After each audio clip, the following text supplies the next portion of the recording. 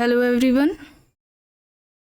आज की इस क्लास में नगरीकरण से संबंधित महत्वपूर्ण तथ्यों को जानने वाले हैं, जो कि समाजशास्त्र से संबंधित सभी परीक्षाओं के लिए महत्वपूर्ण रहने वाले हैं। अगर आप नेट, जेआरएफ, पीजीटी, जेआईसी या फिर असिस्टेंट प्रोफेसर एग्जाम की तैयारी कर रहे हैं सोशियोलॉजी से, तो इस चैनल के साथ जुड़कर आप यहाँ से अपनी स्टडी को कंप्लीट कर सकते हैं। प्लेलिस्ट में उन सभी वीडियोज़ के फोल्डर्स मिल जाएंगे, आप वहाँ से उन वीडियोज़ को देख सकते हैं। क्लास स्टार्ट हो उससे पहले आप सभी को एक इन्फॉर्मेशन देनी थी। देखिए, आप में से जितने भी लोग UP PGT, Bihar PGT exam देने वाले हैं, उन सभी के लिए देखिए यहाँ पर आपको प्रोवाइड कराए जा रहे हैं 1000 से ज़्यादा एमसीक्यूज़ हैं। ठीक है, प्रश्नों की संख्या कितनी है? 1000 से ज़्यादा है। और साथ ही में कुछ इम्पॉर्टेंट टॉपिक्स के नोट्स भी प्रोवाइड कराए जा रहे हैं। ये सभी आपको पीडीएफ फॉर्मेट में मिल रहे हैं। ठीक है, ध्यान रखिएगा, प्रश्नों की संख्या 1000 से ज़्यादा है और इम्पॉर्टेंट टॉपिक्स के नोट्स प्रोवाइड कराए जा रहे हैं। ये सभी आपको पीडीएफ फॉर्मेट में मिल रहे हैं। ये सभी आपको कितने के मिल रहे हैं? 350 के मिल रहे हैं। ठीक है, इससे पहले 199 इसके प्राइस रखे गए थे। काफ़ी समय तक ये 20 सितंबर तक 199 इसके लिए पे करने थे, लेकिन अब इसके लिए 350 यानी 350 रुपये पे करने होंगे। पेमेंट प्रोसेस देखिए यहाँ पर दिया गया है, ये यूपीआई आईडी है, इस पर पेमेंट करना है एंड उस पेमेंट का स्क्रीनशॉट इस व्हाट्सएप नंबर 790-555-3851 पर करना है। ठीक है, इसी व्हाट्सएप नंबर से आपको पीडीएफ प्रोवाइड करा दी जाएगी। कोई भी आपको इससे संबंधित जानकारी चाहिए तो इसी व्हाट्सएप नंबर पर आप मैसेज करके पूछ सकते हैं। एंड यहाँ पर एक है समाजशास्त्रीय विचारकों से संबंधित, यहाँ पर 300 से ज़्यादा प्रश्न प्रोवाइड कराए जा रहे हैं। इसकी भी पीडीएफ फॉर्मेट में आपको ये मिलेगा। यहाँ पर जो समाजशास्त्री विचारक है, अगस्त कॉम्ट है, हर्बर्ट स्पेंसर, कार्ल मार्क्स हैं, Emile Durkheim, Max Weber, Talcott Parson, Shri Aurobindo, Mahatma Gandhi, Radhakamal Mukherjee, Bhagwan Das शामिल हैं प्रश्नों में, जिसकी संख्या 300 से ज़्यादा है। प्रश्नों के अलावा इन सभी के जो महत्वपूर्ण अवधारणाएं, सिद्धांत रहे हैं वो भी शामिल है और महत्वपूर्ण पुस्तकें भी शामिल है। और ये सभी परीक्षाओं के लिए, समाजशास्त्र से संबंधित सभी परीक्षाओं के लिए महत्वपूर्ण रहने वाले हैं। एंड देखिए यहाँ पर पेमेंट प्रोसेस दिया गया है, सेम वही यूपीआई आईडी है, उस पर पेमेंट करना है और उस पेमेंट का स्क्रीनशॉट इसी व्हाट्सएप नंबर पर सेट करना है। ठीक है, चलिए शुरू करते हैं क्लास। आज की इस क्लास में नगरीकरण यानी कि अर्बनाइजेशन से संबंधित जो कि क्लास है, इस क्लास में हम लोग जानने वाले हैं नगरीय समाजशास्त्र क्या है। ठीक है, नगरीय समाजशास्त्र क्या है, इसके अलावा नगरीय समाजशास्त्र का क्षेत्र क्या है, नगरीय समाजशास्त्र क्या है, नगरीय समाजशास्त्र का क्षेत्र क्या है, नगरीकरण की महत्वपूर्ण परिभाषाएं कौन कौन सी हैं उन्हें देखेंगे, नगर से संबंधित महत्वपूर्ण अवधारणाएं कौन कौन सी हैं और नगर से संबंधित जो महत्वपूर्ण सिद्धांत, अवधारणाएं हो गए, नगरों के विकास की अवस्थाएं कौन कौन सी रही हैं और नगर से संबंधित जो महत्वपूर्ण पुस्तकें लिखी गई हैं, किनके द्वारा लिखी गई हैं, वे कौन सी पुस्तकें हैं, इनको भी देखने वाले हैं। तो चलिए शुरू करते हैं। आइए यहाँ पर जानते हैं नगरीय समाजशास्त्र के बारे में कि नगरीय समाजशास्त्र क्या है। तो नगरीय समाजशास्त्र समाजशास्त्र की एक शाखा है जिसके अंतर्गत विशेष रूप से नगरीय जीवन, नगरीय जो नगर का संगठन होता है, संस्थाएं हैं, उनकी जो समस्याएं होती हैं, साथ ही साथ उनकी जो नगरीय जीवन शैली है उस पर आधारित और उसके द्वारा विकसित जो सभ्यता है उसका अध्ययन किया जाता है। ठीक है, तो नगरीय समाजशास्त्र क्या है? समाजशास्त्र की एक शाखा है। इसके अंतर्गत नगरीय जीवन, उसका जो संगठन होता है, संस्थाएं हैं, नगरीय जो समाज से संबंधित जो समस्याएं होती हैं उनका अध्ययन करेंगे और किया जाता है। और इसके अलावा नगरीय जीवन शैली पर आधारित उसके द्वारा जो विकसित सभ्यता होती है उसका अध्ययन करते हैं। बात की जाए नगरीय समाजशास्त्री के जनक कौन है, तो अमेरिकी समाजशास्त्री हैं रॉबर्ट पार्क। आपने सुना होगा, उनकी पुस्तक है द सिटी। द सिटी ये एक इनका लेख है। द सिटी पुस्तक किसकी है? मैक्स वेबर की है। तो अमेरिकी समाजशास्त्री हैं रॉबर्ट पार्क, इन्हें नगरीय समाजशास्त्र का जनक माना जाता है और इन्होंने अपने लेख द सिटी, जो कि 1915 में आता है, उसमें इस विषय यानी कि नगरीय समाजशास्त्र की नींव रखी थी। ध्यान रखिएगा, ये इंपॉर्टेंट फैक्ट है, एग्जाम्स में अक्सर पूछा जाता है।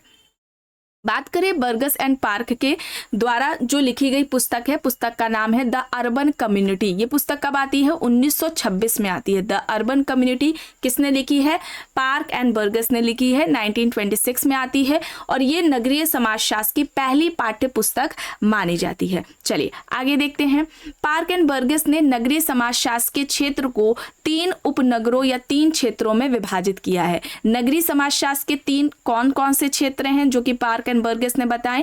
पहला तो पारिस्थितिकी है, दूसरा सामाजिक संगठन और तीसरा सामाजिक विघटन है। ठीक है, ध्यान रखिएगा, पारिस्थितिकी, सामाजिक संगठन, सामाजिक विघटन, ये 3 क्षेत्र किसने बताए हैं? नगरीय समाजशास्त्र के पार्क एंड बर्गस ने बताए हैं। आइए अब यहाँ पर देख लेते हैं महत्वपूर्ण परिभाषाएं कौन कौन सी हैं। ल्यूवर्थ ने क्या कहा कि नगरीयवाद एक जीवन विधि है जबकि नगरीकरण एक प्रक्रिया है। नगरीयवाद एक जीवन विधि है जबकि नगरीकरण एक प्रक्रिया है। ये कहना ल्यूवर्थ का है, इंपॉर्टेंट है।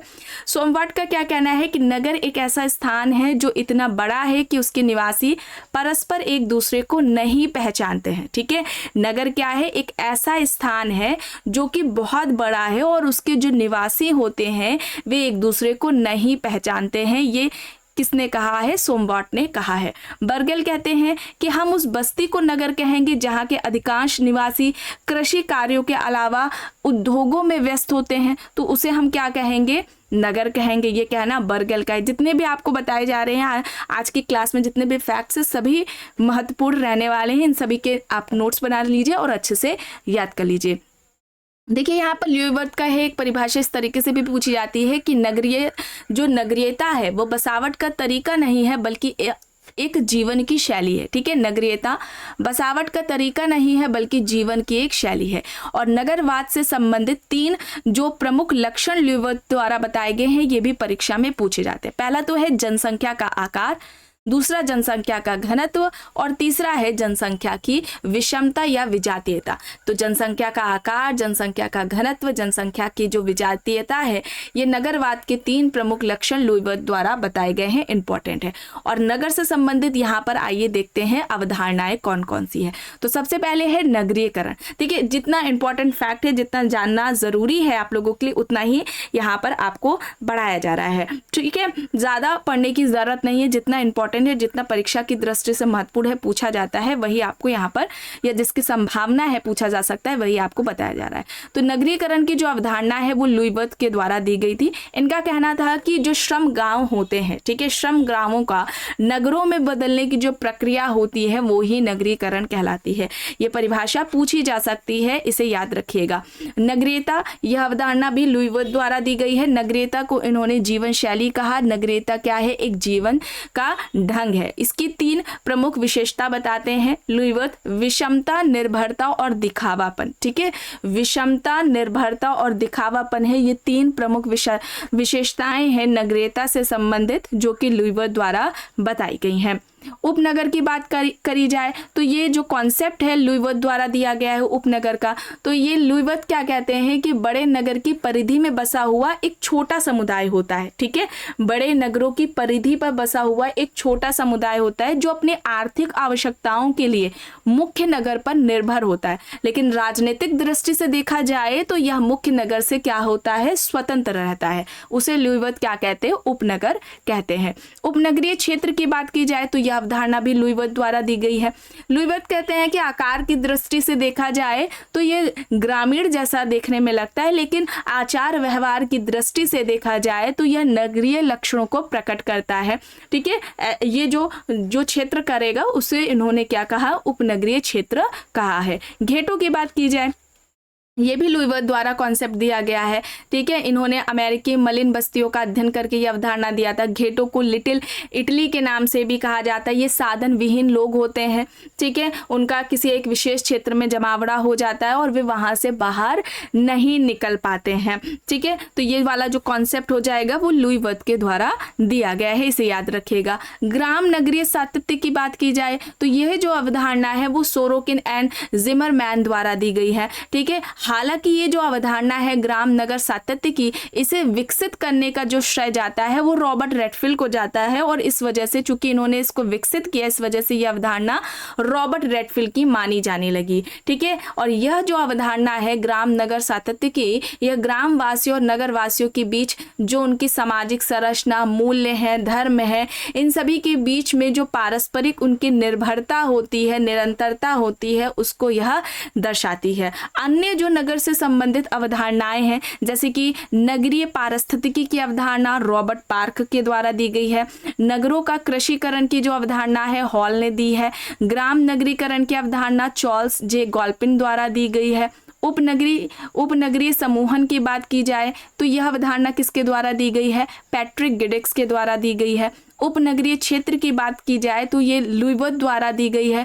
उपनगर का लुईवर्थ अभी आपने देखा, नगरीयता लुईवर्थ द्वारा दी गई है। नगरीकरण यह अवधारणा भी लुईवर्थ द्वारा दी गई है। ठीक है, तो इन सभी के बारे में ज़्यादा जितना इंपॉर्टेंट था जानना ज़रूरी है आपको वही बताया गया है। हालांकि इसे भी आप याद रखिएगा, अवधारणाओं के तौर पर डायरेक्टली इससे प्रश्न पूछे जाते हैं। अब बात की जाए, अगर हम सिद्धांत की बात की जाए कि नगर से संबंधित जो सिद्धांत है नगरवाद से, वो कौन कौन से हैं? वृत्तखंड का सिद्धांत जो कि नगरवाद से संबंधित है, वो होमर हाइट द्वारा दिया गया है। ठीक है, ये सभी नगरवाद से संबंधित सिद्धांत है। वृत्तखंड का सिद्धांत होमर हाइट ने दिया। तारा सिद्धांत हर्ट द्वारा दिया गया है। नगरीय ढांचा का जो सिद्धांत है वो रिमर ने दिया है। बहुनाभिकीय सिद्धांत हैरिस एंड उलमैन द्वारा दिया गया है। सकेंद्रीय वलय का जो सिद्धांत है वो बर्गेस ने दिया है। और प्रतीकात्मक मूल्यों का जो सिद्धांत है वो वॉल्टर फिरई ने दिया है। ठीक है, तो ये जो सिद्धांत है ये याद रखने हैं आपको, किसके द्वारा दिए गए हैं। अब यहाँ पर देखिए, नगरों के विकास की अवस्थाएं से संबंधित एक प्रश्न पूछा जाता है कि किसके द्वारा ये नगरों की अवस्थाएं बताई गई हैं या इसका सही क्रम क्या है। ठीक है, तो सही क्रम में भी याद रखिएगा, नगर के विकास की ये जो अवस्थाएं हैं वो लुईस ममफोर्ड द्वारा बताई गई हैं। लुईस ममफोर्ड ने नगरों के कार्यों और उनके ऐतिहासिक तथ्यों का सूक्ष्म अध्ययन करके ये जो नगर के विकास की जो 6 अवस्थाएं बताई हैं ये आपको ध्यान रखना है। पहली क्या होती है? यूपोलिस बताते हैं, और ये नगर की कहते हैं लुईसवर्थ, ये प्रारंभिक अवस्था, इसमें लोग खनन और दोहन में लगे हुए होते हैं। पोलिस को कहते हैं कि कई गांव अपनी अर्थव्यवस्था के संचालन के लिए, सामूहिक सुरक्षा के लिए परस्पर सहयोग कर लेते हैं, जिससे एक विकसित कस्बा की उत्पत्ति हो जाती है।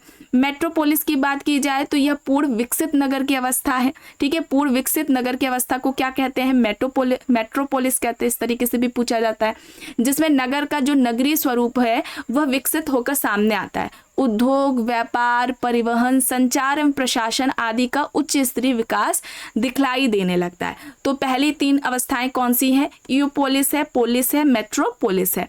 अब देखिए यहाँ पर मेगालोपोलिस क्या है? यह महानगर की अवस्था है जिसमें नगरीय विकास अपनी चरम अवस्था पर पहुंच जाता है और जो कुप्रबंधन की समस्याएं हैं वो देखने को मिलने लगती है, वो शुरू हो जाती हैं। टायरनोपोलिस की बात की जाए तो इस अवस्था से नगर को प्रबंधन की समस्या विकराल हो जाती है और जो नगर है उसका जो पतन है वो शुरू हो जाता है। आर्थिक, सामाजिक, प्रशासनिक व्यवस्थाएं सब बिगड़ने लगती है। समाज में बेरोजगारी, भुखमरी, कुप्रशासन, असुरक्षा के वजह से नगर निरंतर उतार चढ़ाव से गुजरता रहता है। और आखिरी जो अवस्था इन्होंने बताई नेक्रोपोलिस की बताई, और इसमें ये लुईसवर्थ कहते हैं ये नगर की समाप्ति की अवस्था है जिसमें नगरीय अर्थव्यवस्था के बिगड़ जाने से समाज में भुखमरी, अकाल, महामारी, इन सभी का प्रकोप बढ़ जाएगा और नगर का पतन हो जाएगा, और यह अवस्था सिटी ऑफ डेथ कहलाती है। ठीक है, तो ये अवस्थाएं थी 6 जो कि इन्होंने लुईस ममफोर्ड द्वारा बताई गई है। महत्वपूर्ण पुस्तकों की बात की जाए तो द सिटी है मैक्स वेबर की। ठीक है, द सिटी मैक्स वेबर की है, 1922 में आती है। द सिटी एक लेख है जो कि 1915 में आता है, रॉबर्ट पार्क का है। द अर्बन कम्युनिटी है पार्क एंड बर्गस की। द अर्बन कम्युनिटी किसकी है? पार्क एंड बर्गस की है। द होबो किसकी है? नील एडरसन की है। द मिडिल टाउन है लिंड एंड लिंड की। द मिडिल टाउन किसकी है? लिंड एंड लिंड की है। Rural urban sociology Sorokin and Zimmerman ने लिखी है। ठीक है, rural urban sociology Sorokin and Zimmerman ने लिखी है। अर्बन सोशियोलॉजी बर्गल द्वारा लिखी गई है। Urban sociology in India MS Rao द्वारा लिखी गई है। और अर्बन बिहेवियर EG एरिक्सन द्वारा लिखी गई है। ठीक है, तो ये कुछ पुस्तकें थी जो कि नगर या नगरवाद से संबंधित थी, इन्हें आप सभी याद कर लीजिएगा। आज की क्लास काफ़ी इम्पॉर्टेंट है, इसके नोट्स बना लीजिएगा। ये समाजशास्त्र से संबंधित सभी महत्वपूर्ण जितनी भी समाजशास्त्र से संबंधित परीक्षाएं उन सभी के लिए महत्वपूर्ण रहने वाली है। तो आज की इस क्लास में बस इतना ही। आई होप ये आपको पसंद आई होगी। अगर पसंद आई है तो प्लीज़ लाइक करिएगा, कमेंट करके ज़रूर बताइएगा। चैनल पर अगर आप नए हैं तो चैनल को भी ज़रूर सब्सक्राइब कर लीजिएगा एंड इस वीडियो को जितना हो सके ज़्यादा से ज़्यादा लोगों के साथ शेयर भी ज़रूर करिएगा।